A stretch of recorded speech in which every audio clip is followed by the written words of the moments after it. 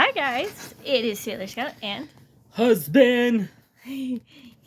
So he's gonna hold the phone. He's gonna talk about his experience being special needs, also because he's also special needs. So go ahead.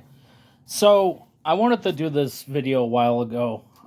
My wife, we just have to. Okay. Me and my wife, we were both in special needs. I've been there since I was the first grade to high school, and a lot of it at the time, some schools didn't even have programs, and this is in the '90s. Even though special ed's been around like the '60s and '50s, but for me, I was born MR2, mentally retarded. Yeah. Now they don't call it that anymore. Yeah, they don't call it mild mentally retarded anymore. I don't know what they call it, but it's something else. Going through that, as a kid, I didn't know that I had a problem, but like I'll give you an example. I still have trouble with reading and numbers and spelling and all that. But I remember as a kid, I went to this one school and they didn't have a program, so they just put me with the regular ed kids, and the teacher didn't know how to teach me. So her problem was, I'm going to stick you in a corner and you're going to play with clay. That really did happen. I got picked on a lot when I went to Maryland Elementary. When I was at Washington, I had friends, but I'll get on that more. Anyways, at this one school, they just didn't have things for kids like me and my wife. So I go to Washington. I had a really good memory of Washington at the time, Washington Elementary in Phoenix, Arizona. So I had problems with reading, math, a lot of things. So it took me a long time to get good at doing like times tables. I didn't know times. Like in the fourth grade, they taught us, but I just forgot, and I didn't really learn times till I got to like high school.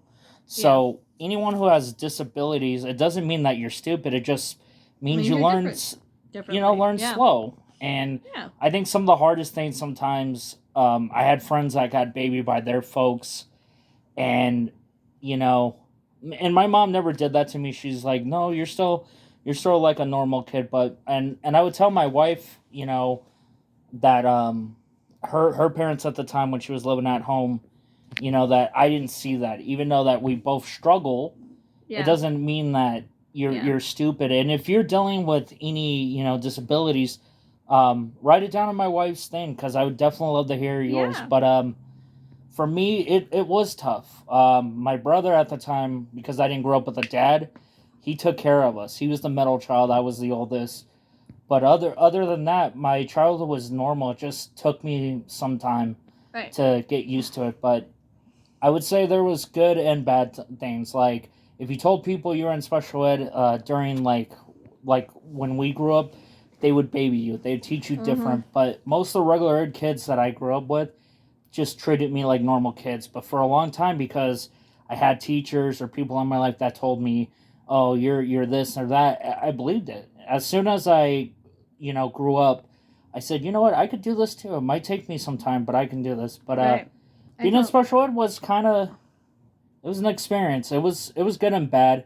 I'd say in high school they tried putting me in regular ed, even though I knew I wouldn't do good in there. They're like, just give it a chance.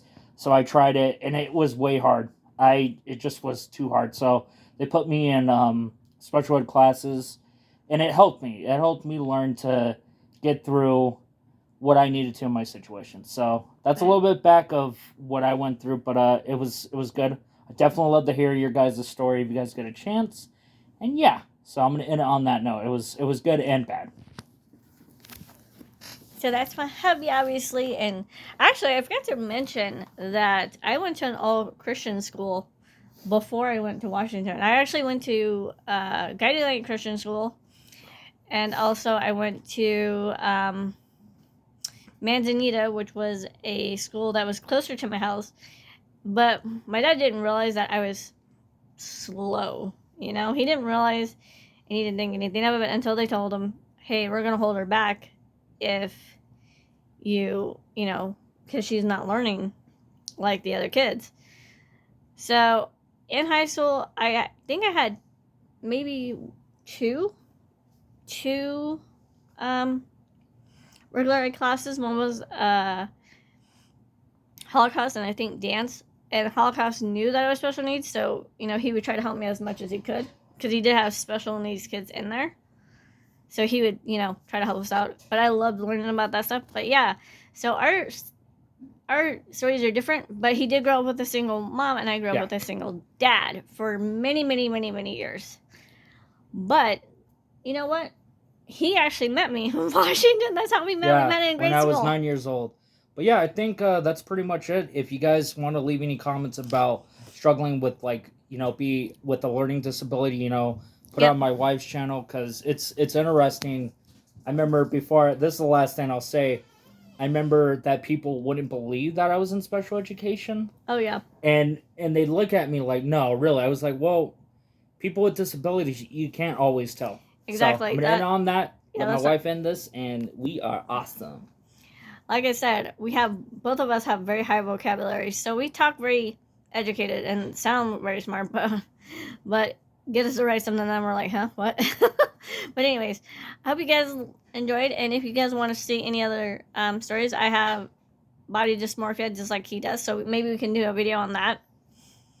I believe I have done it on my last channel, but I'm not sure. So if you guys want to know that, or self-harm, or whatever, let me know, and yeah, I'll comment you guys back. All right, I'll talk to you guys later. We're Super Saiyans, and we're going to keep on saying we're over 9,000. See you guys. Bye. Yeah, bye.